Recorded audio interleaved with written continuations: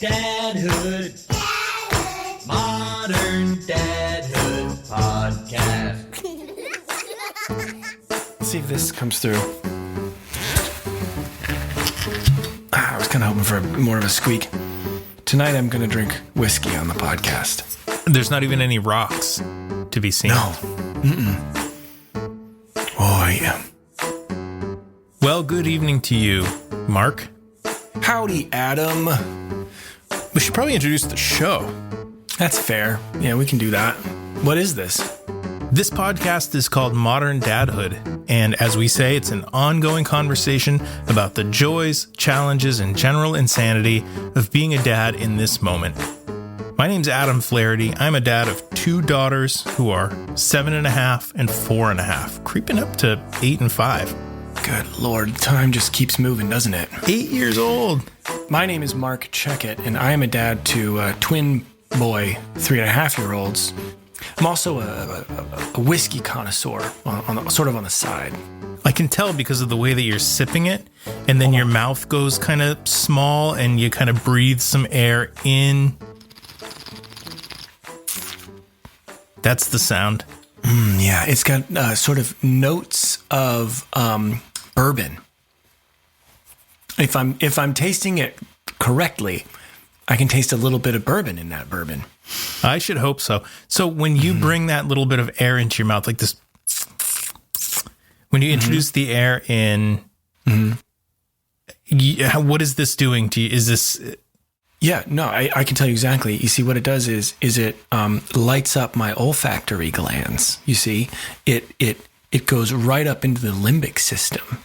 Okay, because I'm bringing air. I have no idea what it does. So okay, thank you for admitting that.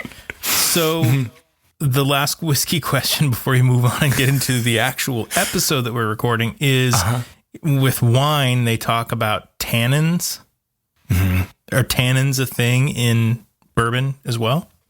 Let me check the bottle. Let's see. Bourbon. Oh, here it is. Biff tannin. Yeah.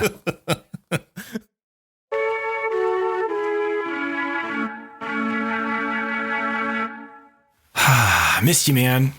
We've been spacing these things out a little more than I like to do. Yeah. We spoke momentarily before we turned the microphones on, but, you know, you're busy. You're a busy guy, and I respect that. And I get a little busy, too, sometimes. I got some stuff going on. Work is busy. We just had a Halloween. Did you guys have Halloween? We did. We celebrate it. We're pagans, too. I saw a picture of the boys looking... Oh, you did? Adorable. Where did you even see a picture? Was that on the Facebook? Your wife texts me. Usually it's when she's mad at you and needs, a little bit of backup, a little bit of validation. Yeah. Sometimes I yell out when we're in an argument. I just say, well, go text Adam. And she does. And she does. And fine, I will. And you know what I say? I don't even read the text sometimes. I just respond, "You're right." Yeah. And that helps her. So thanks. I appreciate that. You are welcome. No, Halloween was fun, though. It was actually last year Halloween was, didn't happen. It was wacky. But we were back to like full on hundreds and hundreds and hundreds of kids.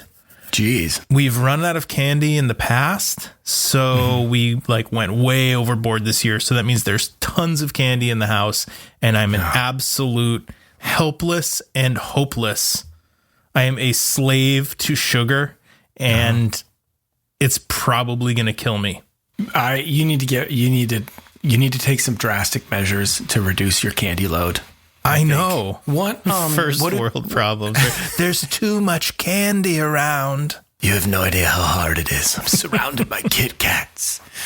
This year, Jamie made costumes for the boys, which she did a fantastic job, and it was amazing. And it was really wonderful to see her get into something like that. It was like one of those shining mom moments. I'd walk into the kitchen and she's surrounded by cut up pieces of felt and fabric glue and a glue gun. And she's listening to her headphones and got a big smile on her face as she's sewing a patch onto clothing or whatever.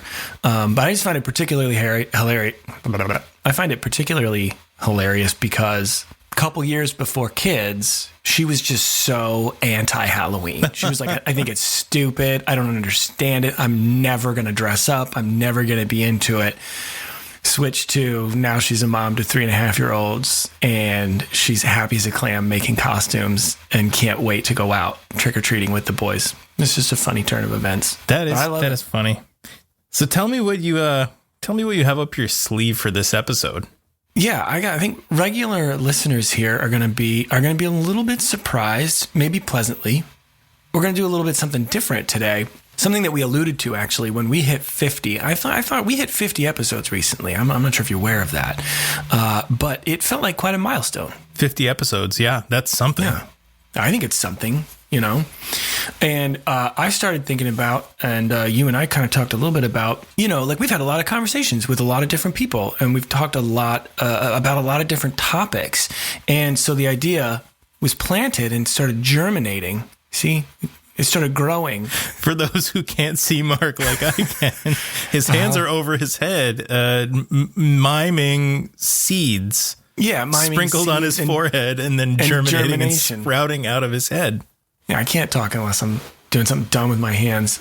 But I thought it'd be really great, just fun for us, but also maybe fun for some of our listeners, old and new alike, to kind of go back through our catalog of the last 50 or so episodes, and you and I could pull out some of the ones that, not just the ones that we liked, because we like them all, but maybe ones that sort of, but I thought we could think through some of the conversations that led to maybe some like aha moments, you know, or some of the episodes that really left us with something to really think about, something that sort of furthered our understanding. You know, we open up some episodes by saying, well, reminding our listeners that you and I are not experts. Mm-mm.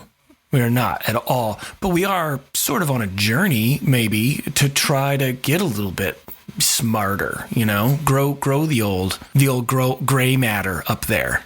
You know? I thought I was showing up just for the goof. No. Mm-hmm. Turns out we're both showing up to learn something. We're trying to learn some stuff. And so here's what I thought we could do. I've chosen 5 clips from 5 different interviews. You can follow? I'm with you so far. Yeah, I didn't lose you? 5 clips from 5 different episodes featuring 5 different guests. And I thought we'd just talk about them and then listen back to them, and relearn some wonderful things together along with our listeners. And hey, maybe you can do the same thing. You choose 5 clips from 5 different episodes that left you feeling a little bit smarter. I would be honored to do that. You've created the template here. I'm just following. So here, before we get started, I do have a couple questions. Here's the first one that I asked myself. What was my favorite interview? Do you want me to ask you that? Why don't you ask me that? There's an envelope in front of you that contains 3 questions. And that was open. That was the sound of me opening it. I heard it. Okay, Mark, here is the first question that I'd like for you to answer.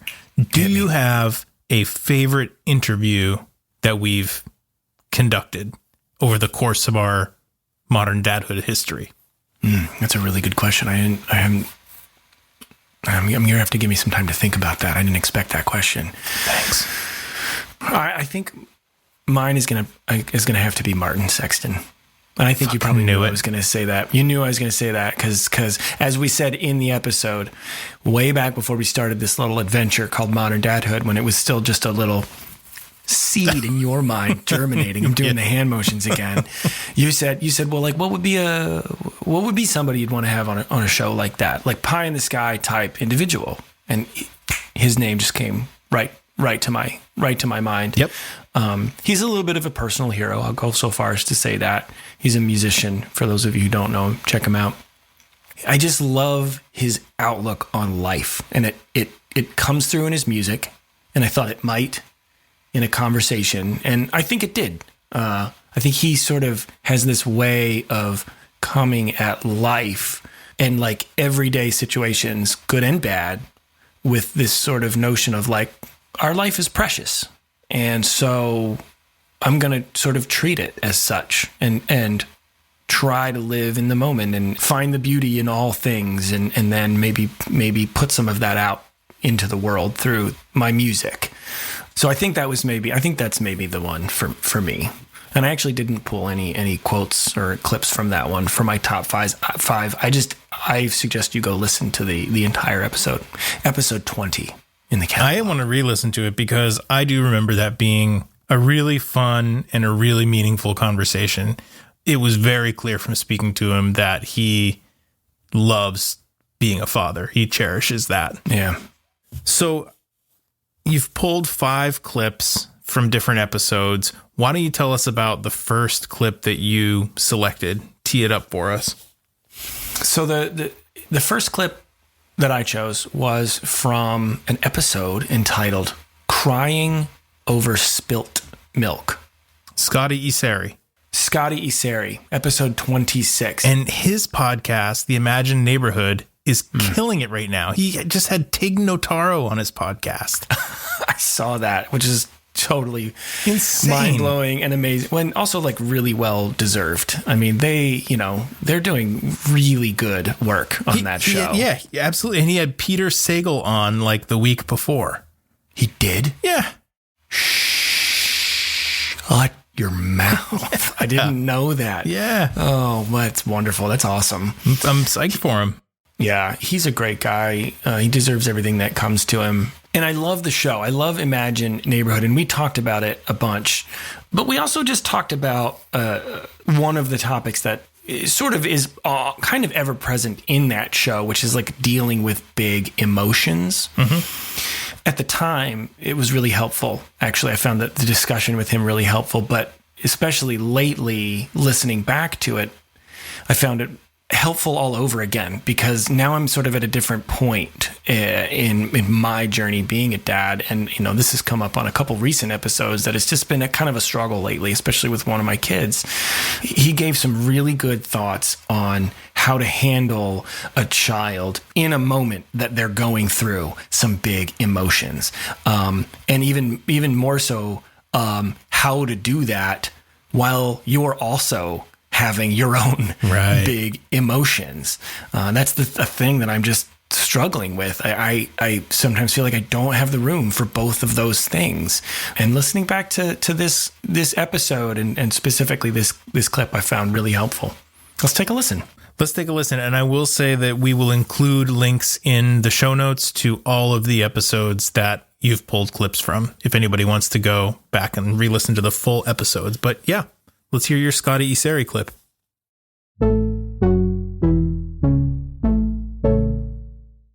The thing that helped me a lot was like taking a moment and going like, okay, what's the problem if we cry about this? Like, it's loud, it's stressful when someone's like having a meltdown in front of you, but like, it's not the end of the world. And taking that moment to go like, it really sucks that your waffle broke, huh? Like, that's hard. Them saying, yeah, it really is hard. Like finding the room to just have some big feelings can be helpful, because it lets you express those, and it gives you the opportunity as a dad to say like, yeah, this is hard. Waffle breaking sucks. Let's talk about the suckiness of waffle breaking.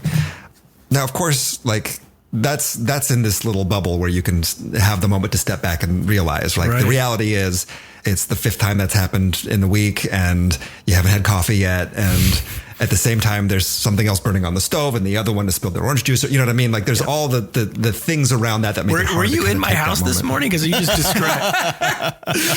I'm describing my breakfast, sir. All right. The chaos around any given mealtime. That's been my experience of it. I don't know if that works for everybody, but I totally feel you on the like wanting to rewind the tape of the day, or like, oh man, I messed that up. But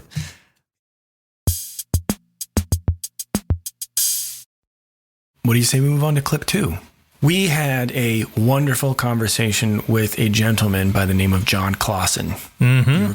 You recall this episode, Discovering the Hidden Gems. Yes, I love John Clausen. If you don't know John Clausen, dear listener, you might want to check him out. He is a wonderful, wonderful author. He has written the Hat trilogy. And if you don't know the Hat trilogy, come on. What are you even doing? Go to the nearest independent bookstore right now and put your credit card down and say, give me the Hat trilogy. Buy 2 of them so that you have one to give away as gifts. That's amazing. Holiday That's or an birthday amazing gifts. thought. Yeah. Especially right now, you got the supply chain problems. Nobody, honestly though, nobody doesn't like John Clausen books. No, there's no way. In kind of keeping with the same theme of big emotions, we were talking about how it's sometimes easy to get so wrapped up in your own shit that it's hard to remember that your kids also experience the world in a very real and sometimes visceral way, albeit sometimes over something extremely trivial in the grand scheme of things in your eyes and maybe even the world's eyes. Right. But like to them, I don't know, that your kids are playing a game that they just made up that minute, but already someone's not playing it correctly or following the rules or whatever, something. And one of them loses it. And it can be easy to be dismissive as parents in moments like that because they happen a lot. A lot. And yeah. During our conversation, John sort of shared a little bit of a realization that he had around his kids experiencing life and going through moments like that. Why don't we roll tape?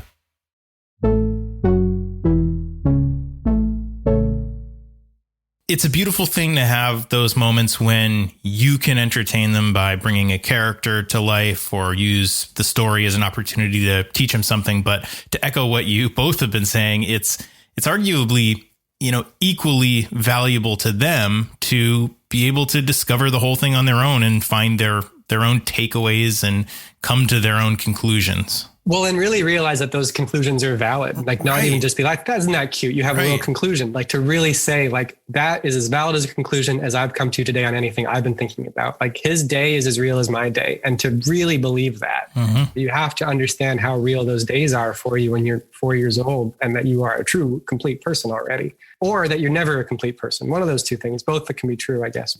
I think it took having kids to really clarify that for me, just watching their days and be like, holy shit, they're real days. He had a whole day today and he didn't even leave the house, but it was a whole day. And like just how like that world seems so small, but that it's a totally valid one. It's it's a heartbreaking thing.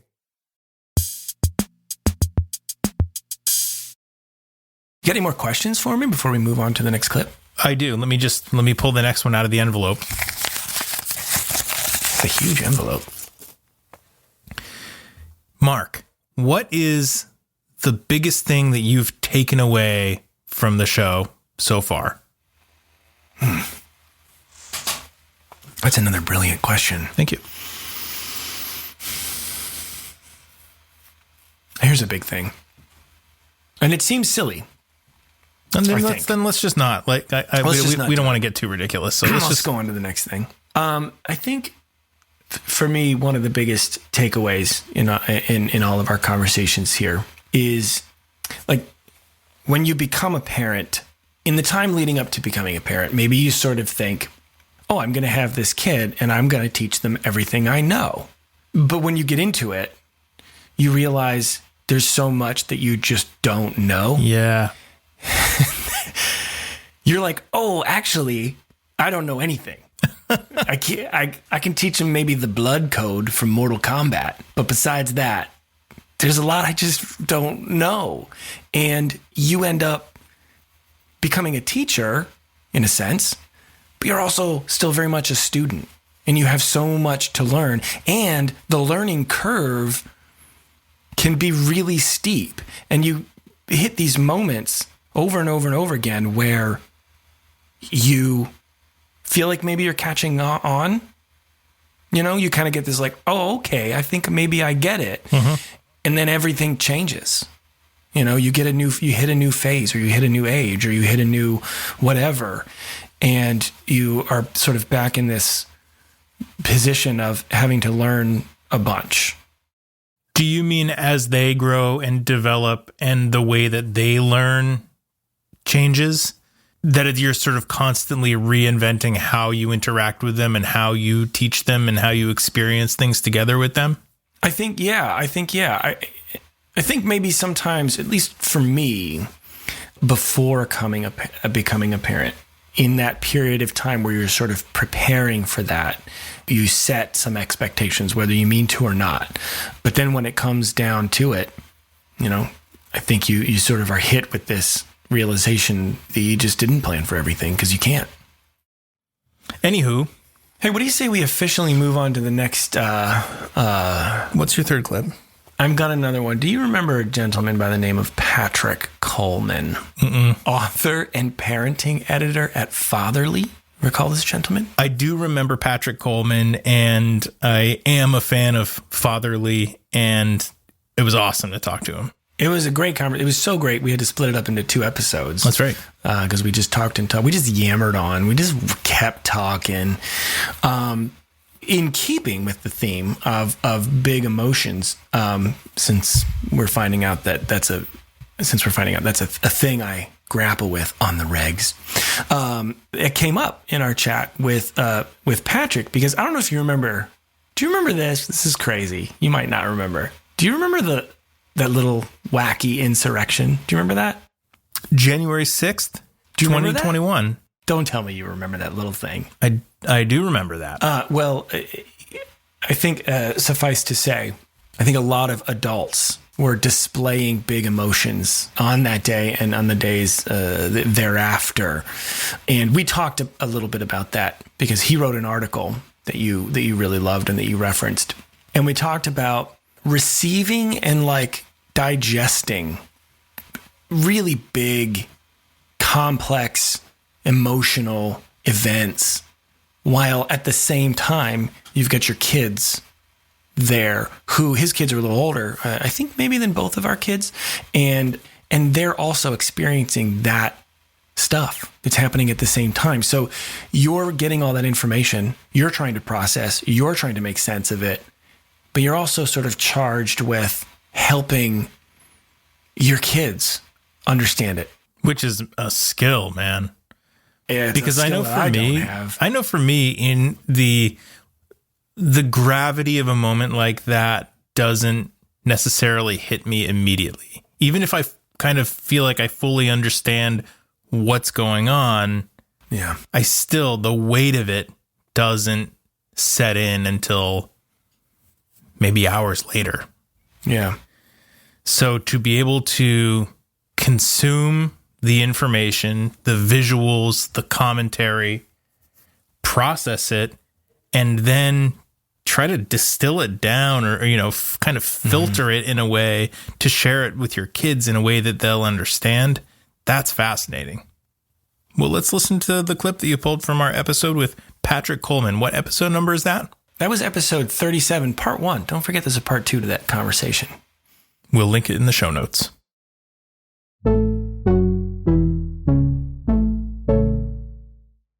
Because one of the things that I've learned is that you never want to go into a situation with your kids where you're not in control of your own emotions and your own feelings. Yeah. It's never a good idea, no matter what it is, whether you're angry or you're outside the house and somebody's having a tantrum, or anytime there's big emotions, basically, you don't want to go into it raw. You want to take a beat and figure out where you're at. So I knew I didn't want to go to them right away because I didn't know how I felt about the situation, honestly. Sure. All I knew was that I was very anxious and shaky and excited and all those emotions that we have when we watch these things. So the first thing I did was actually spoke to my wife, who was home at the time, and I talked to her about it first. And that was a way for us to both sort of go through those emotions together, to bounce things off each other and to talk it out and sort of come to a place of reasonable calm. And we wanted to make sure that we did that before the kids ever were introduced to what was happening.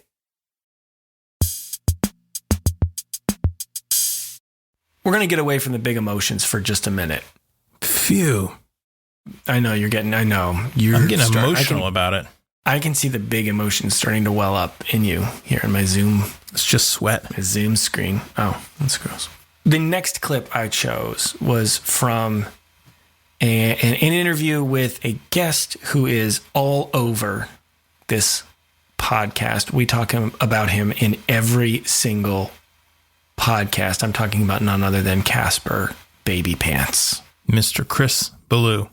Chris Ballou. We had an episode called Expanding the Definition of Creativity, which was episode 17. That was early, man. We're going way back. He joined us quite early in the show. Man, we're lucky. How lucky are we to have so many fucking cool conversations? I mean, hey, pretty darn lucky. If you're not familiar with Chris Ballou or Casper Baby Pants, I think you'll know him as the lead singer from the rock band Presidents of the United States of America. Singer, songwriter, rock star. He's an all-around creative guy. You started talking about him, obviously, way back because his music is the theme song for our show. But I think we wanted him on the show for a lot of different reasons. So I think we talked a bunch about a lot of different things. But obviously we were sort of hoping to glean a little bit of that, that wonderful outlook on the importance of creativity from him. And we had a really wonderful thing to say about what creativity really means, or maybe how we could begin to look at creativity from a little bit of a different perspective. And I think that was, for me, one of the big takeaways from our conversation with Chris Ballou.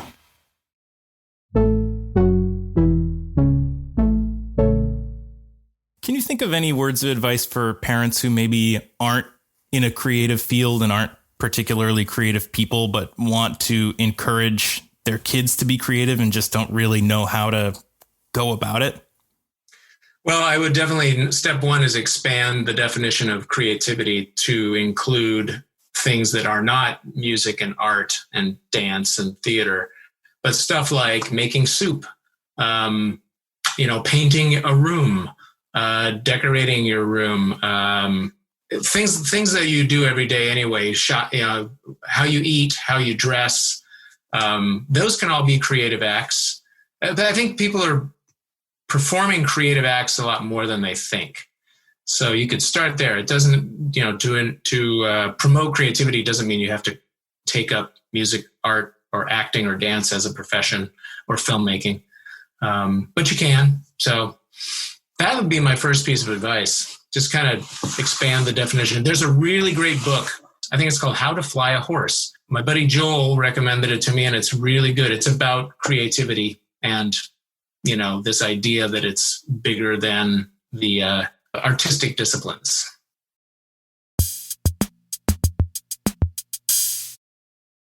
I have another question for you. Get out of town.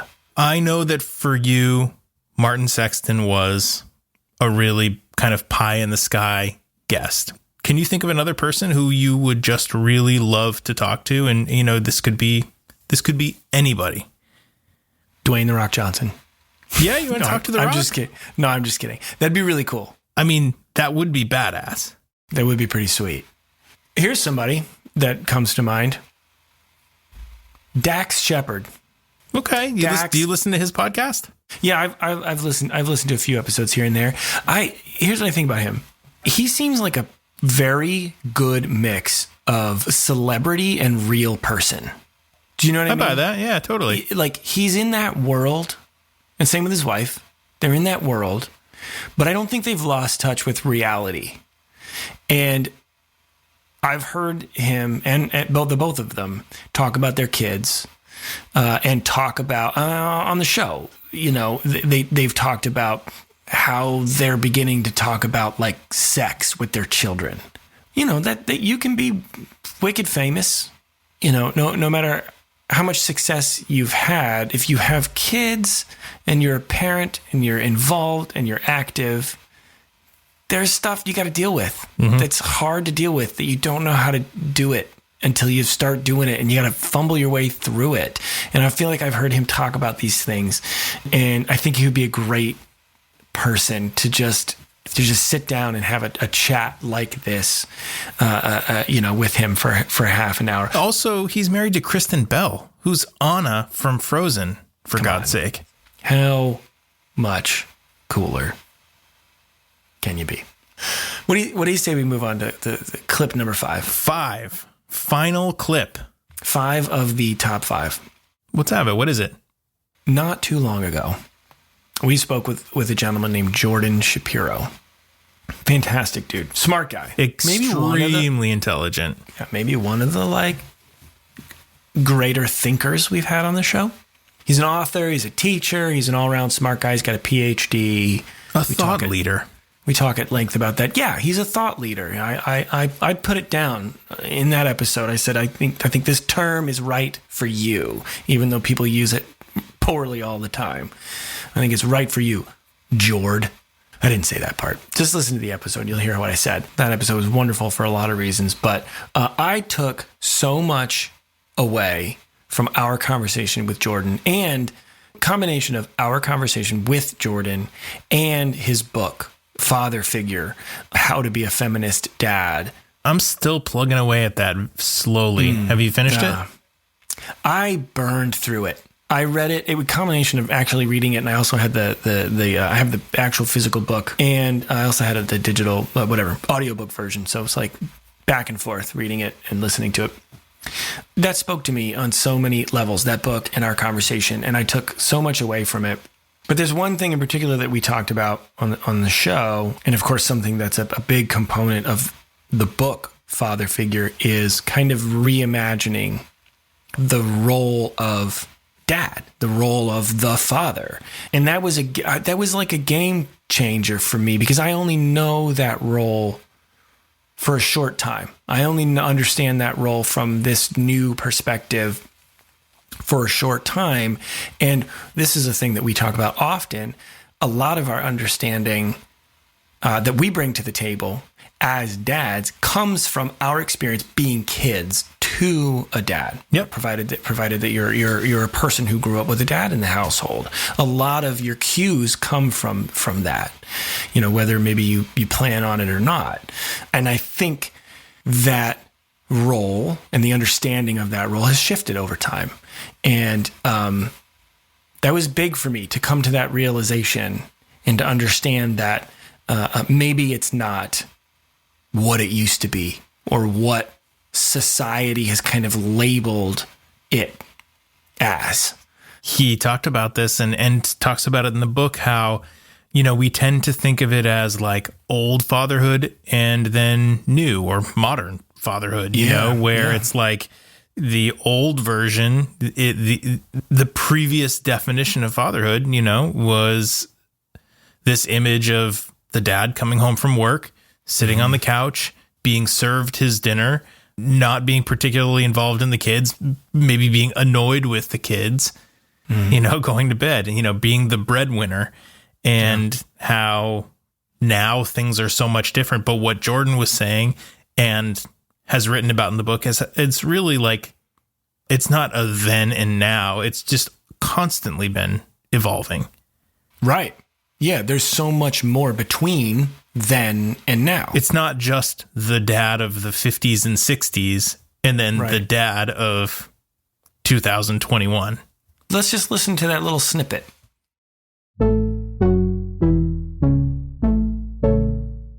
For me, I think one of the biggest takeaways from this book, Father Figure, has been that as a dad, I think shifting the understanding of the dad role from one of authority to one of responsibility and adaptability.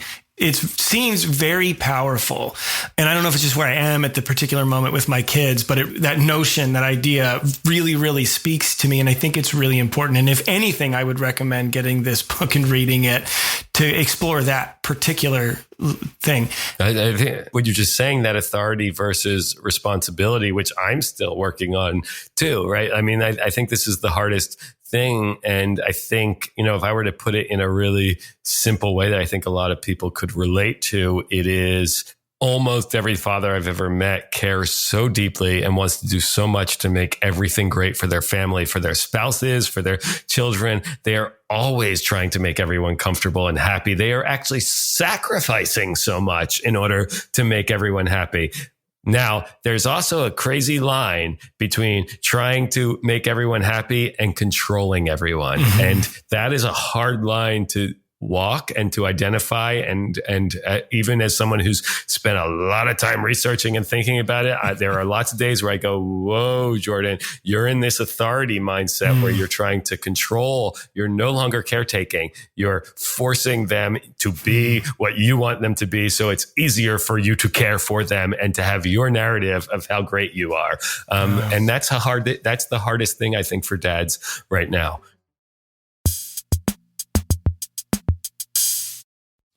Well, I liked your 5 picks. Those were really solid sections of really amazing conversations. A little trip down memory lane, huh? We've just had so many incredible guests. It just makes me so excited for the future of the podcast. Same. I can't wait to talk to Daxie. Dads, you can find us at moderndadhood.com. Wherever you listen to your podcast, that might be Apple or Stitcher or Amazon or Spotify. Buttcasts. Buttcasts.but. Wherever you listen, please subscribe and leave us a quick rating and a review. And please do us a favor. And as you start gathering in small groups safely, please tell your dad friends and your mom friends about Modern Dadhood. Go ahead and follow us too. Follow us on the Facebook or the Meta. What do they call it? What's it changing its name to? The Metaverse. But you can also follow us on Instagram because that's not owned by Facebook. That's not tainted. We have t-shirts and dad hoodies for sale on our website, moderndadhood.com. And while you're there, you can also contact us using the contact form at the bottom of the page or just by emailing us, hey@moderndadhood.com. HEY@moderndadhood.com. Hey, while we're at it, I'd like to say thank you to Casper Baby Pants and Spencer Albee for all of the wonderful music that you hear on Modern Dadhood. Pete Morse at Red Vault Audio, and a very heartfelt thanks goes out to all of the guests, especially the ones that we heard from again throughout this episode. And just a reminder that all of those episodes that the clips in today's show came from can be found in the show notes. Can be found on Buttcasts. You'd like to do the last bullet here? Why don't you take it? I'd love to take the last bullet for you.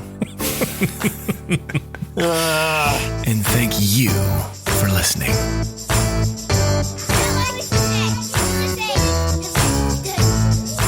Podcast. Living modern.